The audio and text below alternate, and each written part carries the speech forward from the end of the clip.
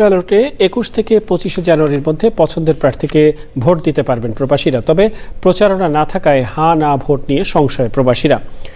সংস্কার কার্যক্রমে এগিয়ে নিতে হ্যাঁ ভোট দিতে প্রবাসীদের প্রতি আহ্বান জানিয়েছেন জামায়াতের আমির। সৌদি আরব থেকে MY আলাউদ্দিনের রিপোর্ট। সংসদ নির্বাচনে ভোটের উৎসব চলছে দেশ থেকে প্রবাসে।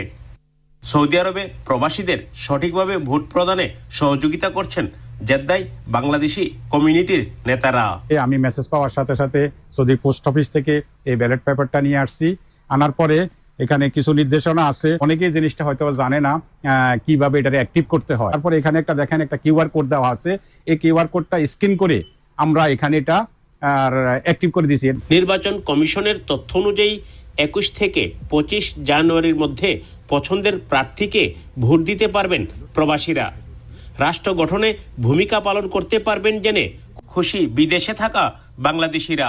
প্রথম প্রবাসীরা ভোটের অধিকার ফিরে পাচ্ছি, আর এই প্রথম ভোটে আমরা প্রবাসীরা আনন্দিত এবং উচ্ছ্বাসিত, এবং আমরা ধন্যবাদ জানাচ্ছি বর্তমানে এই ভোট পদ্ধতি প্রবাসীদেরকে সুযোগ করে দেওয়ার জন্য বর্তমান কর্তৃপক্ষকে। এতদিন আমরা জানতাম না, আজকে আমাদের সাংবাদিক ভাইরা আসছে, আর সে বললো যে না, ভোটগুলা ২১ তারিখ থেকে ২৫ তারিখের মধ্যে পাঠাইতে হবে। জুলাই সনদ বাস্তবায়নে গণভোটে হা ভোট দিতে প্রবাসীদের আহ্বান জানিয়েছেন জামায়াত ইসলামের আমির ডাক্তার শফিকুর রহমান।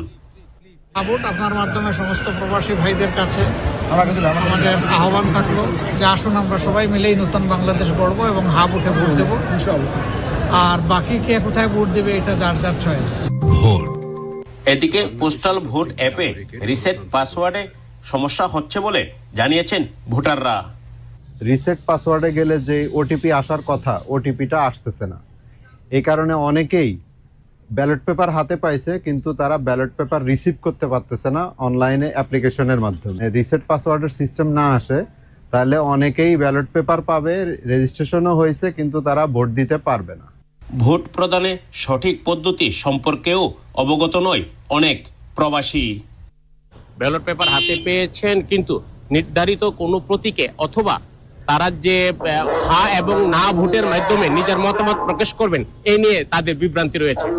রাজনৈতিক সংগঠনগুলো এ ব্যাপারে প্রচারণা চালালে সহজেই তারা ব্যাপারে সিদ্ধান্ত নিতে পারবে বলে জানিয়েছেন সংশ্লিষ্টরা। সৌদি আরব থেকে MY আলাউদ্দিন, চ্যানেল আই।